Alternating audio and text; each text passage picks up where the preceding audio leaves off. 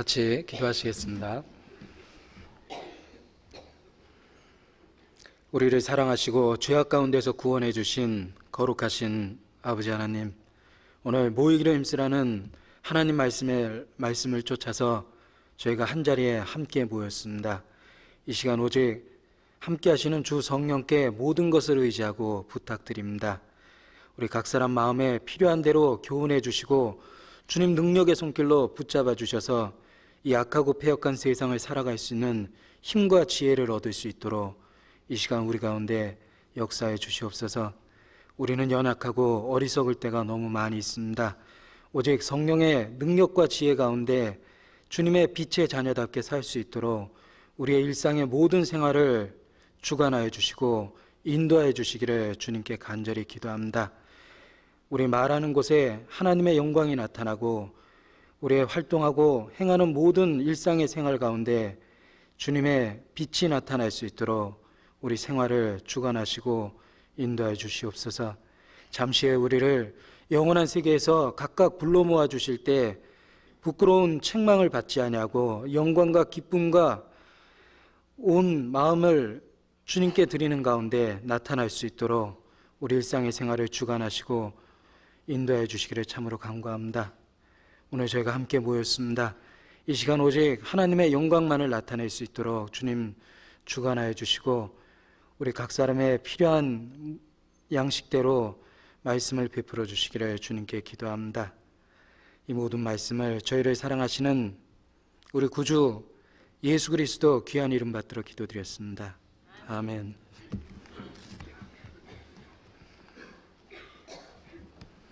같이 신약성경 빌립보서 2장 말씀을 같이 찾으시겠습니다. 신약성경 빌립보서 2장 말씀입니다.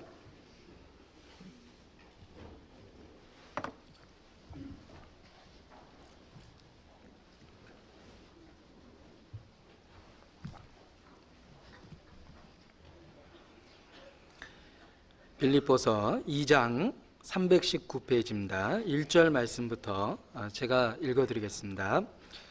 그러므로 그리스도 안에 무슨 권면이나 사랑에 무슨 위로나 성령의 무슨 교제나 긍휼이나 자비가 있거든 마음을 같이하여 같은 사랑을 가지고 뜻을 합하며 한 마음을 품어 아무 일에든지 다툼이나 허영으로 하지 말고 오직 겸손한 마음으로 각각 자기보다 남을 낮게 여기고 각각 자기 일을 돌아볼 뿐더러 또한 각각 다른 사람들의 일을 돌아보아 나의 기쁨을 충만케 하라. 5절 말씀부터 8절까지의 말씀은 함께 읽겠습니다. 너희 안에 이 마음을 품으라. 곧 그리스도 예수의 마음이니 그는 근본 하나님의 본체시나 하나님과 동등됨을 취할 것으로 여기지 아니하시고 오히려 자기를 비워 종의 형체를 가져 사람들과 같이 되었고 사람의 모양으로 나타나셨음에 자기를 낮추시고 죽기까지 복종하셨으니 곧 십자가에 죽으심이라. 이요한 목사님께서 이 한 주간에 대전 지역의 전도 집회 중에 계십니다. 또 홍정현 목사님은 서산 지역에 집회를 하고 계십니다. 기억하시고 같이 기도해 주셨으면 합니다. 오늘 그 빌립보서에 나와 있는 그 말씀을 가지고 함께 교훈을 받을까 합니다. 이 빌립보서는 빌립보 지역의 바울이 그들 성도에게 쓴 그 편지의 내용을 담고 있습니다. 이 빌립보 지역 마케도니아의 그 처음 복음이 전도될 때 제일 먼저 복음이 전해졌던 지역이 빌립보 지역입니다. 그래서 그 빌립보 교회가 처음에 어떻게 복음이 전해졌는가를 먼저 잠깐 보시겠습니다. 이 빌립보 지역에 복음이 전해졌던 내용이 바울의 2차 전도 여행 중에 전해졌습니다. 이 빌립보 지역은 유럽에 제일 먼저 유럽 지역에 복음이 들어갈 때 제일 유럽에 처음으로 복음이 증거된 곳이 빌립보 지역이라고 할 수 있습니다. 바울의 2차 여행 중에 이 빌립보 지역에 복음이 증거됐는데 그 이야기가 사도행전 16장에 나옵니다. 한번 같이 찾아보시겠습니다. 오늘 읽은 본문 표시해 놓으시고 다시 찾을 겁니다. 사도행전 16장 11절 말씀을 같이 보시겠습니다.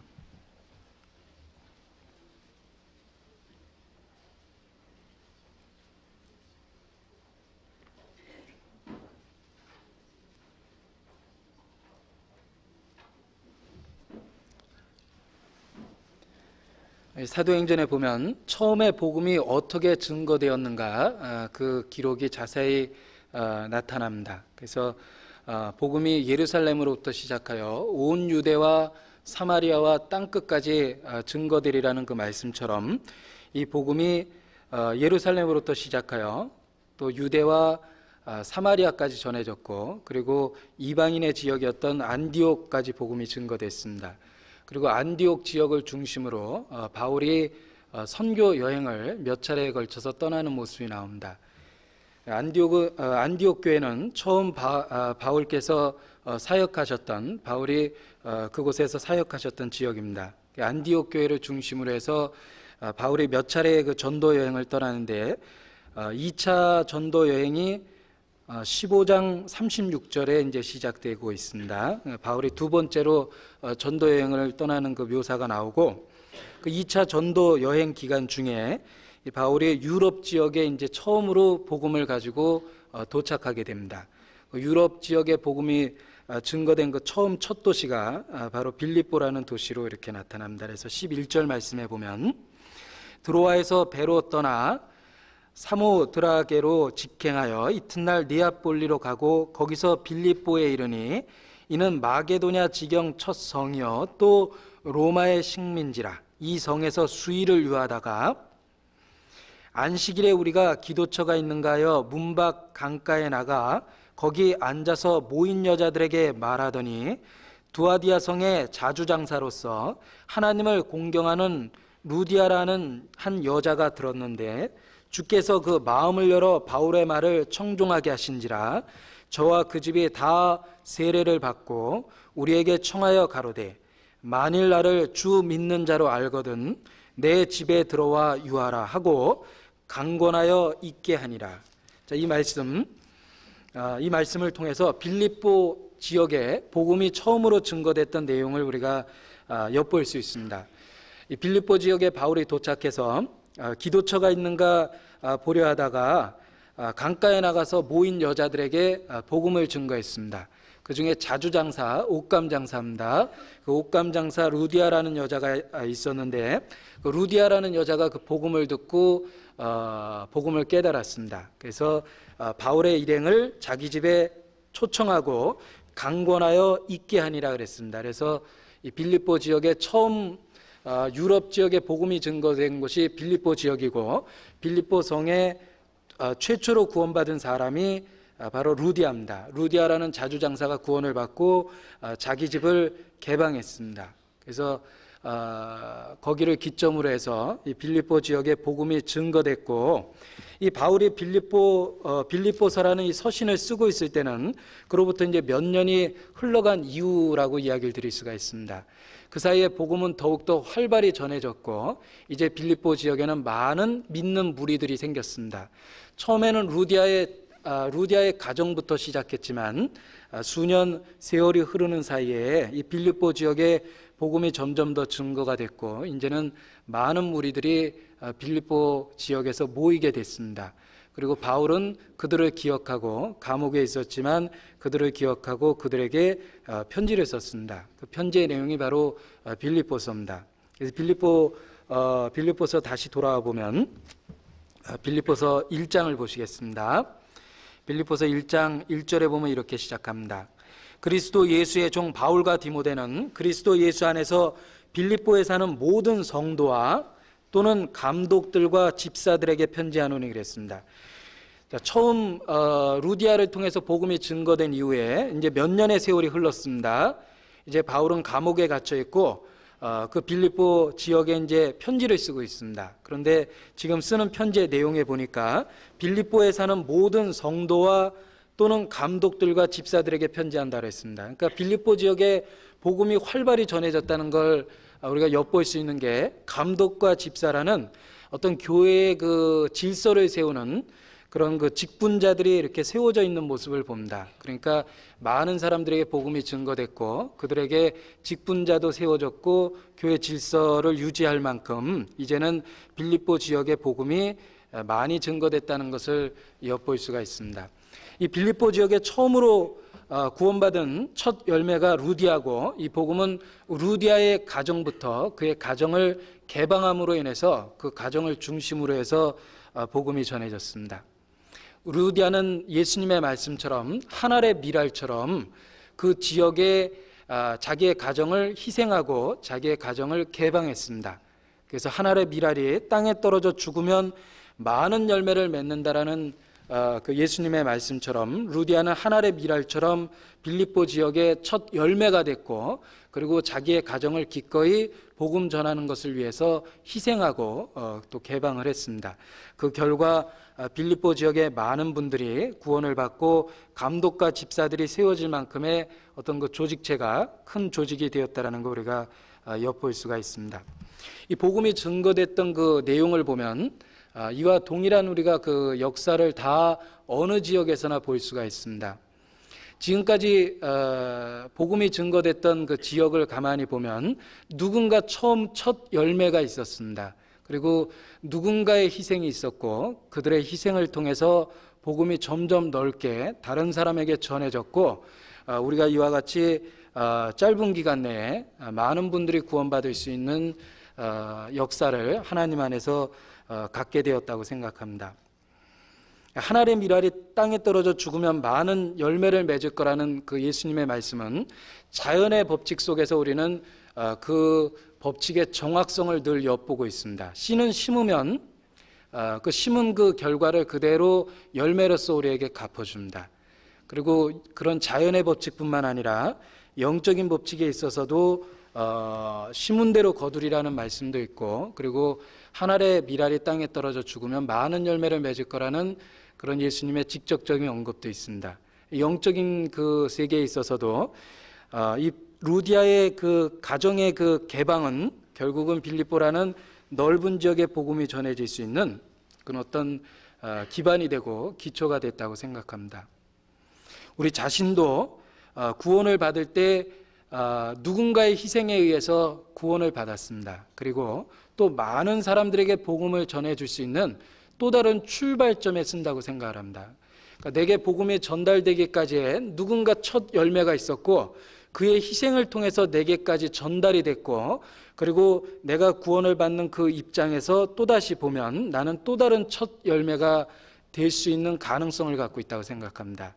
그래서 만일 내가 또 다른 한 알의 밀알처럼 땅에 떨어져 죽는다면 나로 인해서 또 다른 많은 전도의 그 열매들이 열려나갈 거라고 생각합니다.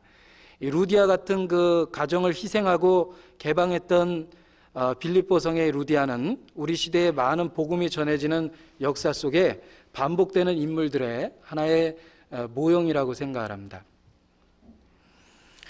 중국에 그 어떤 두 마을이 있었답니다. 그런데 농사 짓는 그 감독관이 가서 보니까 똑같은 비슷한 환경에서 농사를 짓는데 한쪽은 계속 감자 농사를 짓는데 아주 잔 감자가 아주 작은 감자들이 주로 열리고 그 농산물이 아주 형편없는 걸 발견했습니다. 근데 또 다른 지역에 가보니까 비슷한 환경에서 농사를 지음에도 불구하고 거기에 있는 열매들은 굉장히 크고 감자들이 알이 아주 그 실하고 큰 걸 발견을 했습니다. 비슷한 환경에서 농사를 짓는데 이 마을에서 진 감자는 이렇게 크고 아주 좋은 감자가 열리고 왜 이쪽 마을에서 농사를 지을 때는 이렇게 작고 보잘것없는 게 열리는가 조사를 해봤답니다. 조사를 해보니까 그 작은 감자가 열리는 마을에는 감자 농사를 지면 그 사람들이 그 감자를 그 주식으로 먹을 때 좋은 거를 골라 먹고 제일 나쁜 거를 남겨뒀다가 그 다음에 심는 됩니다. 그러니까 일단 좋은 걸 먹고 나쁜 감자를 씨감자를 해서 심으니까 감자는 점점 작아지고 종자가 나빠질 수밖에 없었답니다. 그런데 그 좋은 그 열매를 맺는 감자 심는 그 마을에 가보니까 거기는 거꾸로 감자 농사를 지고 수확을 하게 되면 일단 나쁜 거는 자기들이 먹고 제일 그 씨라고 좋은 감자는 씨감자를 한답니다. 그러니까 한쪽은 점점 더 열매가 작아지고 한쪽은 점점 종자가 좋아지고 있다라는 그 결론을 얻어냈답니다. 자, 영적인 세계에 있어서도 마찬가지라고 생각합니다. 우리가 일상의 신앙생활 외에 생활 속에서 먹고 마시는 일상의 생활이라는 것이 있습니다. 그러나 우선순위를 우리가 가장 시간의 좋은 부분, 우리 일상생활의 가장 좋은 부분을 신앙이라는 곳에 투자하면 그 신앙은 점점 더 강건해지고 하나님 앞에 많은 열매를 맺히는 생활을 할 거라고 생각합니다. 그러나 만약에 신앙의 우선순위를 뒤로 미루고 일상의 생활 가운데 좋은 시간, 좋은 모든 것들을 다 일상생활 가운데 허비한다면 다시 심어야 될 영적인 것이 너무 작아지고 그 사람의 영적인 그 어떤 결실도 점점 작아질 거라고 생각합니다. 심은 대로 거두리라 그러셨습니다. 이 루디아는 그 복음을 깨닫고 자기 가정을 망설임 없이 개방했습니다. 강권하여 바울의 일행을 자기 집에 머물도록 했습니다. 그래서 복음이 전해질 수 있는 그 기반을 마련했다고 생각합니다.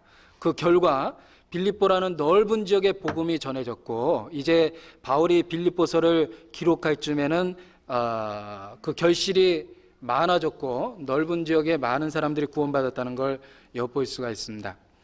우리 신앙생활 가운데도 우리 개인의 어떤 그 일상의 생활 가운데 하늘의 미랄처럼 희생되는 부분이 있고 신앙을 제1의 우선순위로 삼는다면은 우리는 또 다른 출발점이 되고 우리로 인해서 많은 열매들이 또 다른 구원받는 영혼들이 생겨나갈 거라고 생각합니다.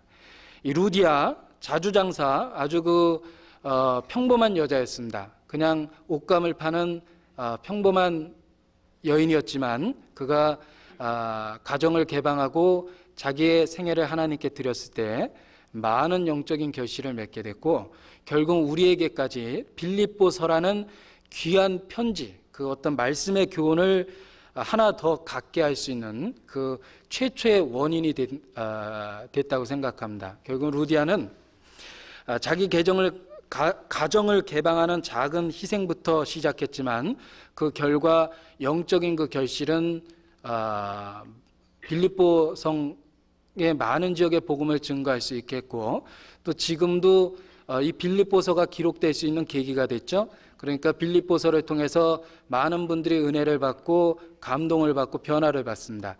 아직도 루디아의 어떤 선행은 아직도 유지되고 있고 그의 열매는 지금도 점점 더하게 되고 있다고 생각합니다. 자, 루디아뿐만 아니라 우리가 구원을 받자마자 또 다른 출발점에 섰습니다. 우리도 내가 있는 그 지역에서 하늘의 미랄처럼 땅에 떨어져 죽는다면 나의 가정을 개방하고 나의 사생활을 개방하고 나의 모든 것을 희생해 나간다면 그 가운데 많은 풍성한 영적인 열매를 거둘 수 있을 거라고 생각합니다. 자, 이 빌립보 성에 복음 증거된 건 그와 같이 자주장사 루디아라는 한 여인의 가정의 개방, 그의 구원받음과 그의 가정이 개방됨으로 인해서 이렇게 시작을 했습니다.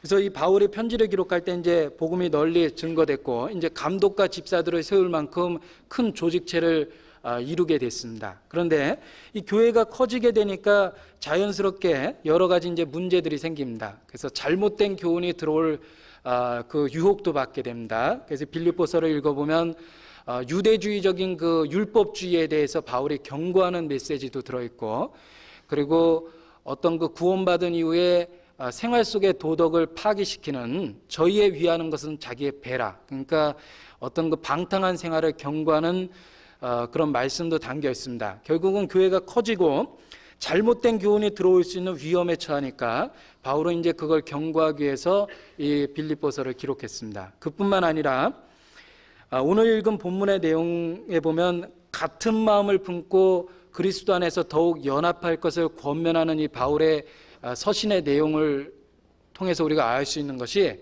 이 빌립보 지역의 분열과 다툼이 시작되고 있다라는 그런 면도 우리가 엿볼 수 있습니다.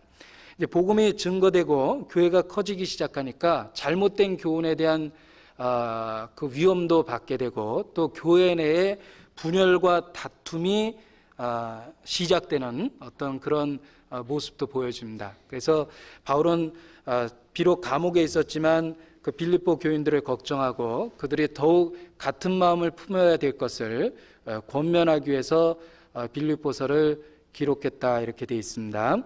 바울이 그 빌립보의 다툼과 분열이 일어나는 걸 보고 그들에게 적당한 충고를 지금 해주고 있습니다. 권면을 해주고 있습니다. 그 말씀이 빌립보서 1장 27절 제가 한번 읽어보겠습니다.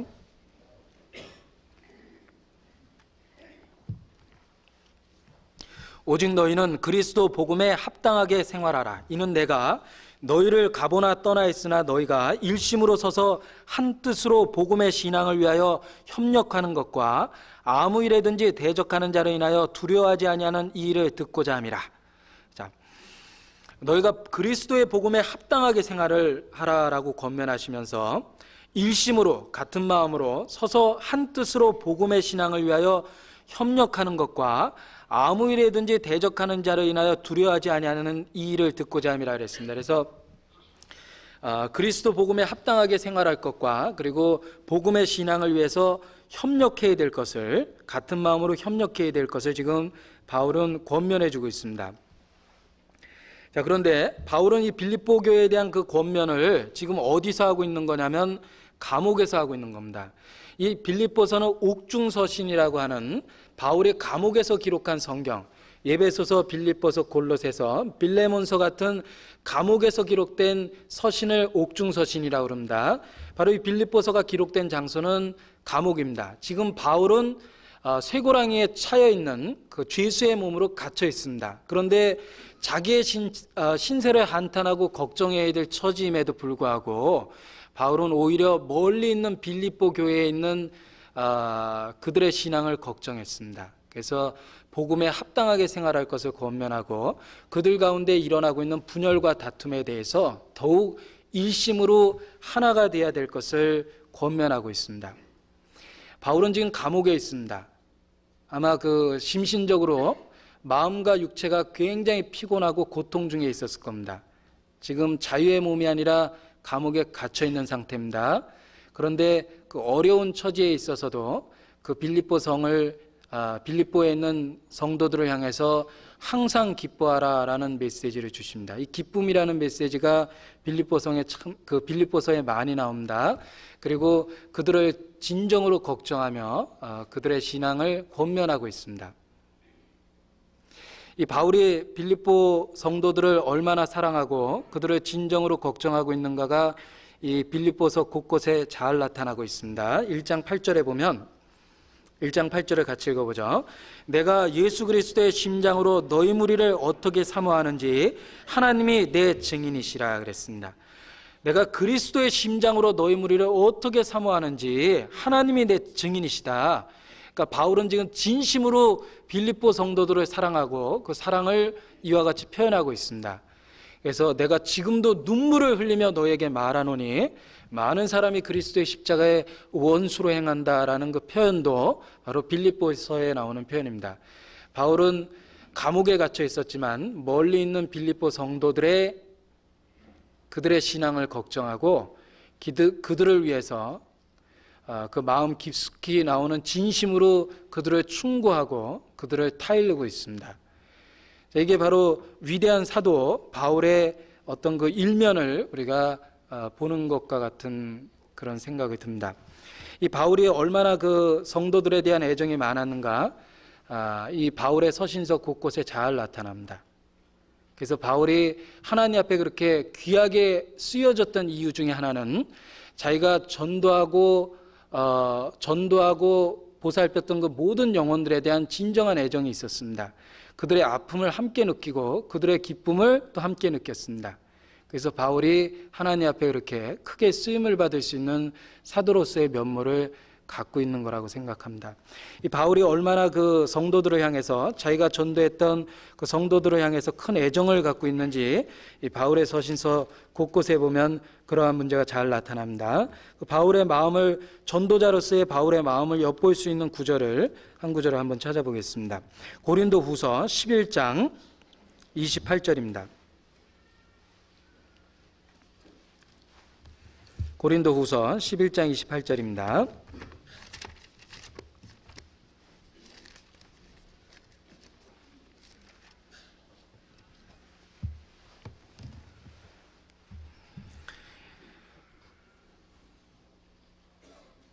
(28절) (29절을) 같이 한번 읽어보겠습니다. 이 외의 일은 고사하고 오히려 날마다 내 속에 눌리는 일이 있으니 곧 모든 교회를 위하여 염려하는 것이라. 누가 약하면 내가 약하지 아니하며 누가 실족하게 되면 내가 애타하지 않더냐 그랬습니다. 자, 바울이 이외의 일은 고사하고 그랬죠. 이 외의 일이 뭐냐면 그 앞에 보면 바울이 당한 고난에 대한 묘사가 있습니다. 40에 가만 매를 5번 맞았고 3번 태장으로 맞고 1번 돌로 맞고 그리고 일주야를 기품에서 지냈고 여러 번 여행과 강의 위험과 강도의 위험과 동족의 위험과 이방인의 위험과 시내의 위험과 광야의 위험과 바다의 위험과 거짓 형제의 여러 위험을 당하고 수고하고 애쓰고 여러 번 자지 못하고 줄이고 목마르고 여러 번 굶고 춥고 헐벗었다. 이 외의 일은 고사하고, 그러니까 바울이 당했던 그 모든 고난을 묘사하면서 이 모든 일보다 더 힘들었던 것이 내 마음에 있다. 그거보다 내 마음에 더 눌리는 것이 있었다. 그게 뭐냐면 교회를 위하여 염려하는 것이라 그랬습니다. 누가 약하면 내가 약하지 아니하며 누가 실족하게 되면 내가 애타하지 않더냐 그랬습니다. 바울은 자기 개인이 당했던 그 어떤 고난보다도 훨씬 더 마음에 큰 고통을 당한 것이 있는데 그 고통이 바로 교회를 염려하는 것이라 그랬습니다. 누가 실족하면 내가 애타하지 않더냐, 누가 약하면 내가 약하지 아니하더냐. 이 바울이 하나님 앞에 그 전도자로서 이렇게 크게 쓰임을 받고 그리스도를 가장 닮은 모습으로서 예수님을 가장 가까이 쫓아갈 수 있었던 그 이유 중에 하나가 이와 같은 그 그리스도를 닮은 마음을 갖고 있었기 때문이라고 생각합니다. 그는 자기 자신의 어떤 고통과 고난보다는 교회를 염려하는 걱정이 더 많았습니다. 누가 약하면 바울은 한없이 약해했습니다. 그들의 슬픔을 같이 느끼고 그들의 고통을 같이 느낀 겁니다. 그리고 누가 실족하면 내가 애타하지 아니하더냐 그랬습니다. 그래서 바울은 하나님 앞에 그렇게 귀한 사도로서 그 생애 전체가 하나님께 드려졌고 아주 귀하게 쓰였다고 생각합니다. 바울은 다른 영혼에 대한 그리스도의 심장으로 내가 너희 무리를 어떻게 사모하는지 하나님이 내 증인이라고 이야기할 수 있을 만큼 그런 그 교회를 염려하고 사랑하는 마음이 가득했다라는 걸 엿볼 수 있습니다. 자, 바울 선생께서 이러시기를 내가 그리스도를 본받은 것처럼 너희도 나를 본받으라 그랬습니다. 자, 우리도 그 바울의 마음을 배워서 이 신앙생활이 어릴 때는 신앙생활이 유치하고 약할 때 처음 구원받게 되면 대부분은 자기중심적인 신앙생활을 합니다. 내가 기분이 좋고 내가 기분이 상하고, 그러니까 내 마음에 문제가 생기면 뭐 이건 아주 큰 문제가 되고 그렇습니다. 그러니까 자기 감정에 따라서 이렇게 행동을 참 많이 합니다. 그러니까 자기 기분이 좋으면은 아주 열성적인 충성도 하고 자기에게 문제가 생기면은 교회에 대해서 아주 쉽게 어떤 그 마음을 그대로 이렇게 드러내는 경우가 있습니다. 그런데 이 신앙이 성장한다라는 게 이런 의미 같습니다. 자기 연민에서 벗어나서 다른 사람의 신앙에 동참하고 그들의 고통을 느끼고 자기가 당하고 있는 고통의 문제보단 다른 사람이 어떻게 느낄까를 더 많이 생각하게 되는 그런 면들이 신앙의 성장이고 그 위대한 사도 바울을 닮아가는 모습이고, 아니 예수 그리스도를 닮아가는 모습이라고 생각합니다. 그래서 신앙이 성장한다는 말은 자기중심적인 신앙에서 좀 더 형제자매를 생각하고 크게 교회를 생각하고 복음의 신앙을 위해서 협력하게 되고 일심으로 같은 마음을 품게 되는 것, 이런 모습들이 신앙의 성장의 결과라고 생각합니다. 이 바울은 감옥에 있었습니다. 자기 자신이 아주 큰 고통 가운데 있습니다. 그럼에도 불구하고 그의 온 마음은 멀리 있는 빌립보 성에서 들리는 다툼과 분열을 걱정하고 있습니다. 그들이 유혹받고 있는 그 거짓된 교리에 대해서 바울은 걱정하고 있습니다. 그래서 바울이 하나님 앞에 이렇게 크게 쓰임을 받을 수 있는 마음을 가졌다고 생각합니다. 우리 신앙도 개인적인 문제에서 좀 벗어나는 것이 필요하다고 생각합니다. 우리가 기도하는데 그 기도의 내용을 대부분 이렇게 분석해 보면 거의 다 자기중심적인 기도를 합니다. 그런데 신앙이 성장된다는 건 자기중심적인 기도에서 조금 벗어나서 중보의 기도, 다른 성도의 아픔에 동참하고 다른 성도가 흔들리는 그것을 걱정하고 그들의 약함을 같이 약해하고 그들이 실족한테 애타하는 그 마음으로 그들을 위해서 중보의 기도를 올리고 교회를 걱정하고 복음이 전파되는 것에 같은 마음을 품고 그런 것이 성장되는 그 신앙이 성장한 사람의 어떤 그 결과라고 생각합니다. 그래서 우리의 기도 제목을 좀 넓혀야 되겠다. 내가 갖고 있는 어떤 문제를 바라보는 그 시각을 좀 넓혀야 되겠다. 그런 생각을 해봅니다. 그래서 이 바울은 자기 중심에서 벗어나서 교회를 염려하고 주변에 있는 성도에 대해서 염려하고 그들이 실족할 때 애타하고 그건 전도자의 진정한 자격이 있는 성장된 믿음을 가졌다고 생각합니다. 우리도 역시 그러한 믿음을 본받아서 좀 자기중심적인 문제에서 벗어날 필요가 있다라고 생각을 합니다. 이 바울의 어떤 이런 그 그리스도를 닮은 이 모습 우리에게 굉장히 교훈적입니다. 그 모습과 아주 대조되는 구절을 하나 성경에서 찾아본다면 욥기에 있는 말씀을 하나 찾을 수가 있습니다. 그러니까 그 바울의 어떤 그 사도로서 전도자로서의 그 모범적인 면과 아주 대조되는 이야기를 반대되는 이야기를 하나 욥기에서 찾아보겠습니다. 욥기 구약성경 욥기 39장 13절입니다.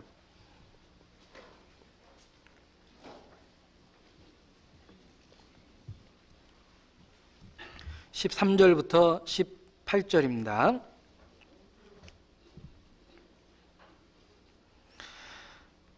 여기 타조 얘기가 나오는데 13절부터 18절까지의 말씀을 같이 읽겠습니다.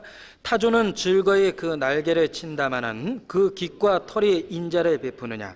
그것이 알을 땅에 버려두어 모래에서 더워지게 하고 발에 깨어질 것이나 들짐승에게 밟힐 것을 생각지 아니하고 그 새끼에게 무정함이 제 새끼가 아닌 것처럼 하며 그 구로한 것이 헛되게 될지라도 괴념치 아니하나니 이는 하나님 내가 지혜를 풍부하지 아니하고 그 총명을 주지 아니함이니라. 그러나 그 몸을 떨쳐 뛰어갈 때에는 말과 그 탄자를 경히 여기느니라. 자, 이 타조의 좋은 면도 있습니다. 타조가 어떤 면이 좋냐면 그 날개를 즐거이 칠 때 그 아주 굉장한 위험이 있습니다. 그리고 달려갈 때는 말과 그 탄자를 경히 여길 정도로 아주 빨리 뛸 수가 있습니다.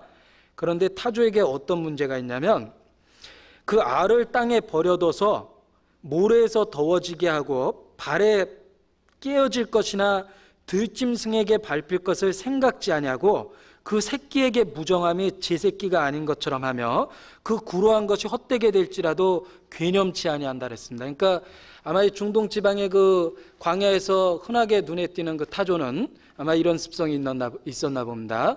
비록 말처럼 빨리 뛰고 그 깃털을 가지고 아름다움을 자랑할지 모르지만 이 타조는 알을 낳을 때 그 새끼에게 무정해서 발에 밟히거나 모래에 더워지거나 그게 다른 짐승에게 먹히거나 괴념하지 않고 그리고 그 구로한 것이 헛되게 될지라도 아무 그 상관없이 여긴다. 그 새끼에게 무정함이 제 새끼가 아닌 것처럼 한다. 이렇게 표현을 했습니다. 자, 이 타조의 그 어떤 그 습성을 이 성경에 이렇게 묘사하셨는데 아까 제가 말씀드린 그 전도자로서의 모범적인 그 모형이라고 할 수 있는 바울의 모습과 이 타조의 모습이 아주 대조적입니다. 만약 우리 시대의 어떤 그리스도인이 또는 전도자가 이 타조와 같은 모습을 갖고 있다면 진짜 하나님 앞에 합당하지 않을 거라 생각합니다. 도대체 주변에 있는 영혼에 대해서 또는 자기가 전도하는 영혼들 또 자기 주변에 마땅히 돌봐야 될 그 어린 영혼에 대해서 무정하고 그 알이 밟히든 덮여지든 깨지든 제 새끼가 아닌 것처럼 하고 그리고 그 새끼에게 무정하게 이렇게 대하는 게 구로한 게 헛되게 될지라도 괴념치 않고 이런 그 타조와 같은 모습으로 우리가 주변에 있는 성도들을 대하거나 또는 자기가 전도하려 했던 그 이뤄진 영혼들을 그런 식으로 대한다면 하나님 보시긴 그런 여기 묘사된 타조와 같은 그런 모습의 그리스도인 또는 전도자의 모습이 될 거라고 생각합니다. 바울은 자기가 고통 중에 있었지만 그는 빌립보 성도들을 걱정하고 진심으로 그들을 걱정했습니다. 내가 눈물을 흘리며 너에게 말하노니 많은 사람이 그리스도의 십자가의 원수로 행한다 그랬습니다. 그들의 죄를 지적할 때 바울은 눈물을 흘렸습니다. 바울은 그들의 아픔을 함께 느꼈습니다. 그래서 바울이 그리스도를 가장 닮은 모습으로 쫓아간 전도자다 이렇게 얘기할 수 있습니다. 우리 신앙도 자기중심적에서 벗어나고 그리고 주변에 있는 영혼에 대해서 무관심한 타조와 같은 모습이 된다면 진짜 하나님 앞에 아주 합당하지 않다고 생각합니다. 좀 신앙의 그 시각을 좀 넓게 봐서 자기 주변에 있는 영혼을 돌아보고 자기뿐만 아니라 자기 주변에 있는 영혼에 대한 애정을 갖고 그들의 신앙을 돌아볼 수 있는 마음을 좀 배워야 되겠다 이런 생각을 합니다. 그래서 이 바울이 그 빌립보 성도들에게 준 교훈 중에 그런 말씀이 있습니다. 빌립보서 2장 4절입니다.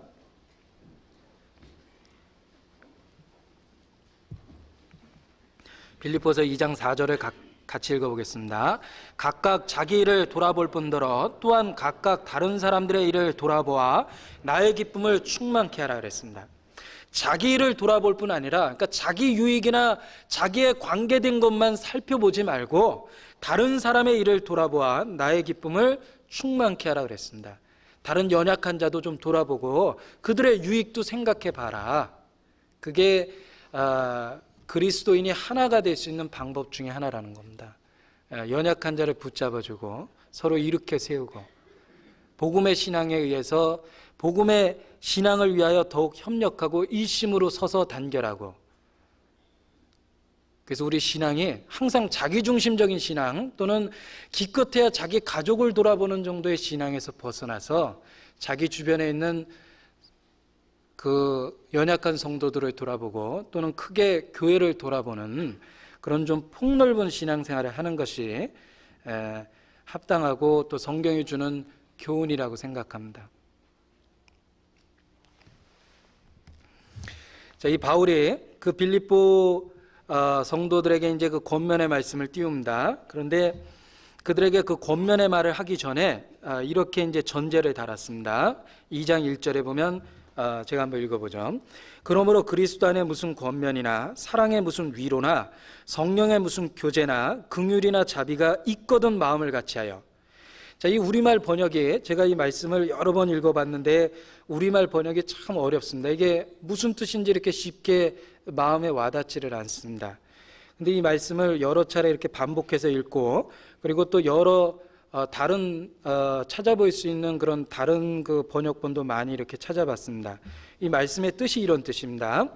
너희 속에 그리스도로 말미암은 어떤 권면이 있다면, 그리스도로 인해서 너희 마음에 다가오는 어떤 그 권면이 있고, 너희 속에 하나님의 사랑으로 인한 어떤 그 위로가 있고, 너희 속에 성령의 교통하심이 있고 성령의 감동하심이 있고, 또 하나님이 주시는 그 마음을 따라서 긍휼이나 자비가 있다면 그 마음에 내가 대고 호소한다. 그 마음을 근거로 해서 내가 너희에게 이러한 그 권고를 한다. 너희는 마음을 같이 해라. 이런 뜻입니다.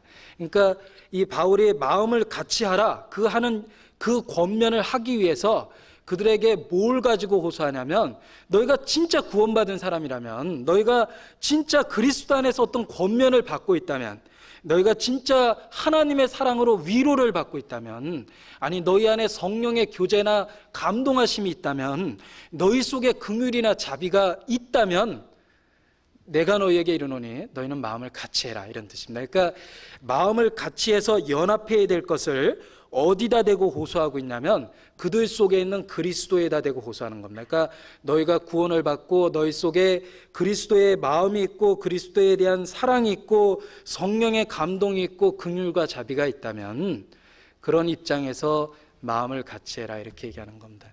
그러니까 바울이 지금 마음을 같이 해야 될까라는, 같이 해야 된다라는 그 권면을 하면서 그 권면을 하는 근거를 그들의 어디에다 호소했냐면 그들이 하나님을 사랑하고 있고 동일한 복음을 깨달은 그 감동에다 대고 얘기하고 있는 겁니다.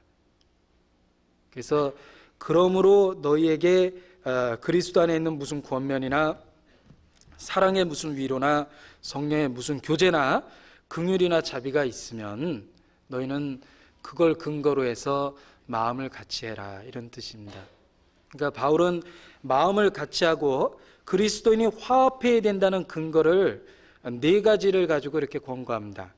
그래서 그리스도 안에 있는 무슨 권면, 그리스도 안에 있는 권면들, 그리고 사랑의, 하나님의 사랑으로 인해서 나타나는 위로들, 그리고 성령의 교통하심으로 인한 교제들, 그리고 너희 속에 있는 긍휼과 자비, 그런 것들이 있다면 제발 좀 그걸 근거로 해서 마음을 같이 해라, 이렇게 그들 마음속에 이러한 걸 근거로 해서 화합해야 될 것을 간절히 호소하고 있습니다. 이와 비슷한 표현이 성경에 많이 있는데 갈라디아서 5장에 보면 이런 표현이 있습니다. 너희가 만일 성령으로 살면 또한 성령으로 행할지니, 그러셨습니다. 너희가 만일 성령으로 살고 있다면 성령으로 행하라. 너희 안에 성령이 계시고 성령의 인도하심을 따라 살고 있다면 그에 합당하게 성령을 따라서 올바로 처신하고 행동해라, 이런 뜻입니다. 그러니까 이 바울도 지금 마음을 같이 해야 될 것을 그들 마음속에 있는 그 복음에 대한 근거를 가지고 호소하고 있는 겁니다. 예수님도 어떤 말씀을 하시면서 들을 게 있는 자는 들으라 그러셨습니다. 받을 만한 자는 받으라 그러셨습니다. 그건 하나님을 향한 마음이 있고 들으려는 마음이 있는 사람은 그 교훈을 받아서 행하라는 뜻입니다. 이 권면이라는 게 그렇다고 생각합니다. 이 권면은 받을 만한 근거가 그 마음에 있어야지만 받습니다. 그 마음에 하나님을 사랑하는 마음이 없고 진정한 그 복음에 대한 어떤 전도에 대한 열정도 없고, 그리고 복음에 대한 그 귀중함이나 어떤 예수 그리스도에 대한 확실한 믿음도 없는 사람에게 권면한다는 것은 불가능한 거라고 생각합니다. 그 사람은 아예 들을 수 있는 마음이 없기 때문에 그렇습니다. 그러나 성경적인 모든 권면은 들을 수 있는 근거가 있기 때문에 호소하는 겁니다. 너희 안에 그리스도 안에 권면이 있지 않냐, 사랑으로 받는 위로가 있지 않냐, 성령의 교통하심이 있지 않냐, 긍휼과 자비가 있지 않냐. 그러니까 그걸 근거로 해서 마음을 같이 해라. 그러니까 이 바울의 어떤 호소는 그들이 구원받았고 그리고 그들 마음속에 하나님과의 정상적인 교통하심이 있을 거라는 걸 전제로 해서 마음을 하나가 돼야 될 것을 권면하십니다. 어떤 자석을 철분이 있는 어떤 쇠라는 성질에다가 이렇게 갖다 대면 철컥 붙습니다. 어떤 열쇠가 이게 자석에 붙는지 안 붙는지 잘 모르겠어요. 그 자석 가까이 대보면 압니다. 그 안에 쇠라는 성분이 있다면 틀림없이 붙을 겁니다. 자석은 쇠가 있으면 가서 붙습니다. 그런데 이 책이라는 것은 아무리 자석을 갖다 대도 절대로 붙질 않습니다. 왜냐하면 이 속에 자석에게 이렇게 끌어당겨질 만한 쇠라는 성분이 없기 때문에 그렇습니다. 우리 속에 진짜 성령이 있고 구원받은 사람이라면 성경을 가지고 권면하면 듣습니다. 왜냐하면 그 안에 이미 들을 만한 근거가 와 있기 때문에 그렇습니다. 만일 아무리 권면해도 듣지 않으면 이방인과 죄인과 이방인처럼 여기라 그러셨습니다. 그건 복음하고 아무 상관없는 사람입니다. 진정한 그리스도인은 권면하면 듣습니다. 마음의 갈등을 일으킵니다. 바울이 지금 마음을 합하고 이 빌립보 성에 약간의 다툼과 분열이 있었습니다. 그 다툼과 분열에 대해서 같은 마음을 품어야 될 것을 간절히 호소하고 있습니다. 그 호소의 근거는 그들 속에 있는 하나님의 사랑과 그리고 성령의 위로, 그 성령의 교통하신 그들이 구원받은 사람이라는 근거를 놓고 호소하는 겁니다. 우리가 교회 내에서 성도 간에 주고받는 모든 권면은 그 사람이 그걸 들을 만한 그 마음에 하나님의 영이 있다는 걸 전제로 합니다. 많이 듣지 않으면 그 그 사람은 들을 수 있는 뭔가가 없는 겁니다. 처음부터. 그래서 바울이 지금 빌립보 성 사람들에게 간절히 마음을 같이 하고 연합해야 될 것을 호소하면서 그 호소의 근거가 뭐였냐면 너희 속에 그리스도에 대한 어떤 권면이나 또는 사랑의 어떤 위로가 있고 성령의 어떤 교제가 있고 긍휼과 자비가 있다면 마음을 좀 같이 해라. 그러니까 그들이 하나님 앞에 하나님의 자녀라면, 하나님의 권속이라면 그러한 권면을 들어야 될 것을 호소하고 있습니다. 자, 예수님이 이르시기를 너희는 내 양이 아니므로 믿지 아니하는도다. 내 양은 내 음성을 들으며 나는 저희를 알며 저희는 나를 따르느니라 그랬습니다. 너희가 내 말을 듣지 아니하는 것은 너희가 내 양이 아닌 연고라 그러셨습니다. 어떤 성경적인 모든 권면과 성경적인 어떤 교훈에 무관심하고 반응이 일어나지 않는다면 그건 뭔가 안에 받아들일 만한 근거가 없는 사람입니다. 자석을 들이댔는데 붙지 않는다면 그 안에 쇠가 없는 거죠. 하나님의 말씀으로 권면하고 깨우쳐도 아무런 감동도 없고 변화도 일어나지 않고 갈등도 없다면 그 사람은 애초부터 그 마음에 받아들일 만한 아무것도 없는 사람이다 이렇게 생각을 합니다. 이 바울이 지금 빌립보 성도들을 진심으로 사랑하고 그리고 그들 마음속에 그리스도 안에 있는 어떤 권면을 받을 거라고 확신하고 있습니다. 어떤 하나님의 사랑으로 위로가 있을 거라고 확신합니다. 성령의 교통하심이 그들 속에 있을 거라고 생각합니다. 그들 속에 하나님이 주시는 긍휼과 자비가 있을 거라고 생각을 합니다. 그리고 그걸 근거로 해서 그들에게 호소했습니다. 너희는 마음을 같이 해라 그랬습니다. 연합할 것을 얘기하셨어요. 자, 바울이 이렇게 연합할 것을 얘기하는데 나중에는 이 빌립보서에 보면 구체적으로 누구를 딱 집어가지고 얘기를 합니다. 누구냐면 빌립보서 4장 2절입니다.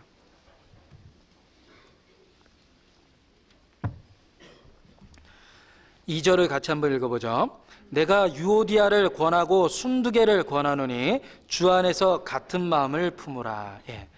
자, 이 바울의 빌립보서 앞부분에는 특별히 어떤 사람의 이름을 언급 안 하고 그냥 보편적으로 너희 안에 갈등과 다툼이 있는 것 같은데 너희 마음을 같이 하고 한 마음을 품어라 라고 이야기했고 이제 뒷부분에 와서 그들의 이름을 구체적으로 거론했습니다.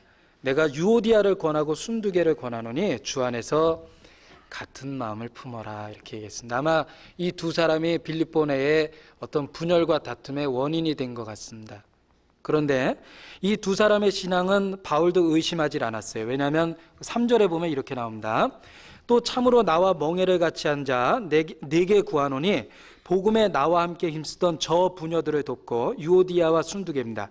또한 글레멘드가 그 외에 나의 동역자들을 도우라. 그 이름들이 생명책에 있느니라. 그러니까 이 문제를 일으켰던 유오디아와 순두개가 바울과 함께 복음에 힘쓰던 부녀들입니다. 그리고 그 이름이 생명책에 있다라고 바울은 자신 있게 얘기했습니다. 그러니까 그들의 신앙은 의심하지 않았어요. 그러니까 바울이 자신 있게 너희는 마음을 합하라고 이렇게 얘기한 겁니다. 너희 안에 틀림없이 그리스도에 대한 어떤 권면이 있지 않냐? 너희 안에 하나님의 사랑에 대한 어떤 위로가 있지 아니하냐? 성령의 어떤 그 교제가 있지 않냐? 긍휼과 자비가 있지 아니하냐? 그러니까 마음을 합해라. 자, 유오디아라는 사람과 순두개라는 사람 이렇게 특별히 거론하면서 바울이 마음을 합할 것을 이렇게 간절히 얘기했습니다. 자, 가끔 제가 이 말씀을 가지고 이름을 바꿔서 한번 생각을 해봅니다. 내가 혹시 교회 내에 어떤 분과 문제를 가졌다 그러면 내 이름을 여기다 넣어서 한번 읽어봅니다. 그래서 만약 예수님께서 나한테 편지를 쓰셨는데 내가 예를 들면 제 이름을 넣죠. 서도석을 권하고 홍길동을 권하노니 주 안에서 같은 마음을 품으라 이렇게 한번 읽어볼 때가 있어요.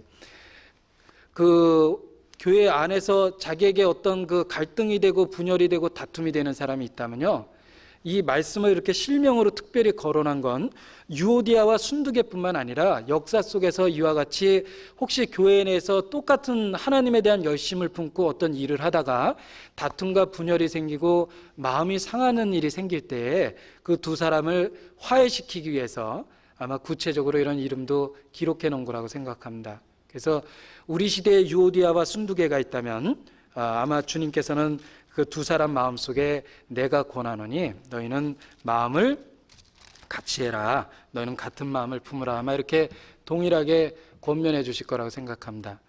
천국에 가면 제가 유오디아하고 순두개를 만나면 꼭 물어볼 거예요. 그래서 그 빌립보서를 바꾸서 어떻게 두 분이 좀 화해를 하셨는지, 아니면 끝끝내 이렇게 다투셨는지 한번 그 물어보고 싶은 생각도 듭니다. 그런데 아마 우리 시대에도 그럴 거라고 생각해요. 우리가 교회 내에서 똑같은 어떤 그 구역내나 어떤 조에서 어떤 일을 하다가 마음이 서로 상하는 수가 있습니다. 그렇다면 아마 우리 시대의 바울이 편지를 쓴다면 이런 식으로 쓸 겁니다. 내가 누구와 누구를 권하노니 너희 안에 진짜 그 하나님에 대한 어떤 그 사랑이 있고 너희 안에 성령의 어떤 그 감동과 교통하심이 있다면 내가 너희를 권한다. 너희는 같은 마음을 품어라.